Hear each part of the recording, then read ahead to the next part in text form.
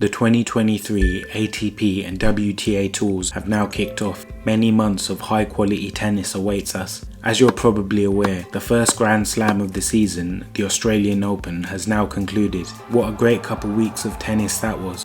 In this one, I'll take a little look at some fun facts and records related to the hottest slam of the year, often referred to as the Happy Slam. So let's start with a bit of history around the event, which is pretty storied. The Australian Open is the youngest of the slams, although it was founded all the way in 1905, originally being a grass court event. In its over 100-year run, the event has been held in over a dozen locations, spanning across 5 Australian cities and even 2 cities in New Zealand. This was in the early days of the event, when it was called the Australasian Championships. Believe it or not, the first edition of the Open was actually played on a cricket ground. If you think that was crazy, in 1909 the event took place in a zoo. Imagine that.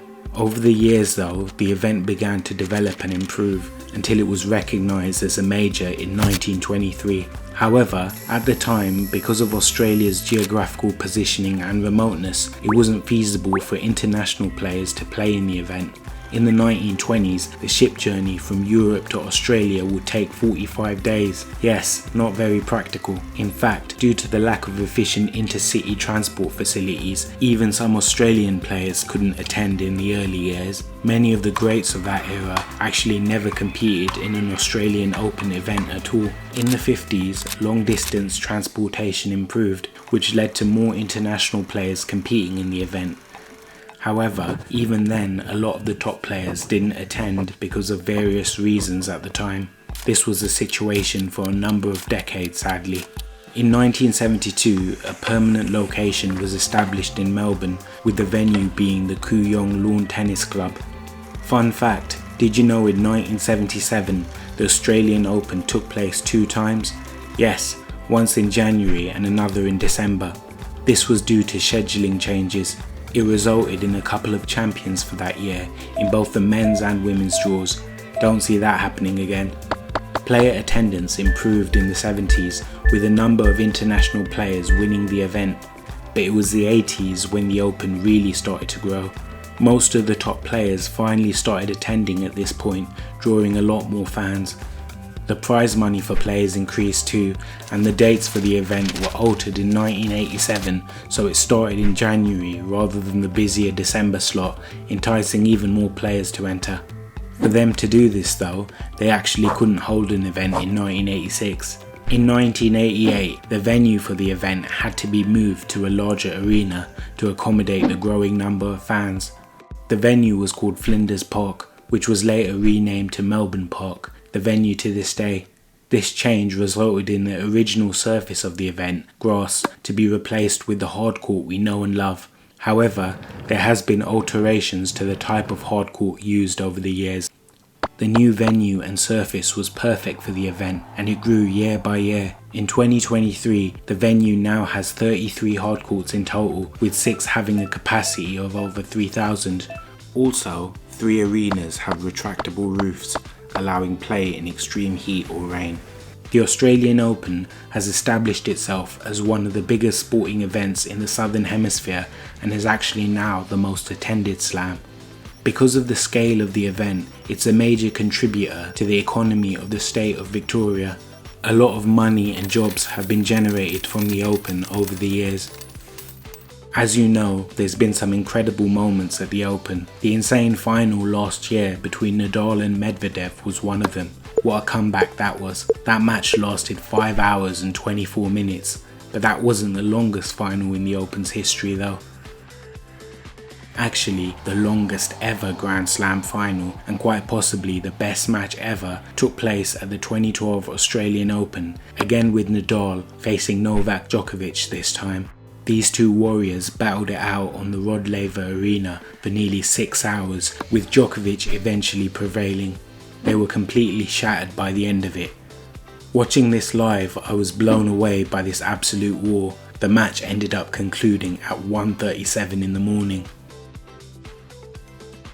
If you thought that epic finished late, you'd be surprised to hear that the third round match between Leighton Hewitt and Marcus Baghdatis in 2008 finished at 4:33 AM. This was the latest ever match conclusion in a Grand Slam. Nuts, right? Those matches were definitely tests of endurance for the players who competed. But what Djokovic and Monfils faced in their matchup in 2018 sounds unbearable. In the match, the temperatures reached as high as 39 degrees Celsius or 102 degrees Fahrenheit, and the surface temperature was 77% more than that. Geez. This took place even with an extreme heat policy in place. Who knows what temperatures were played in before that. To finish up, let's look at some of the great Australian Open champions. There's been a fair few. I mentioned previously the event was played on grass first and later changed to hardcourt. Well, there is one player that has the distinction of winning the event on both surfaces. Credit to you if you know this one. It was the great Mats Wilander, winning the event in 83 and 84 on grass and then on hardcourt in 88. This won't be done again. Well, unless a U-turn's taken and they go back to grass.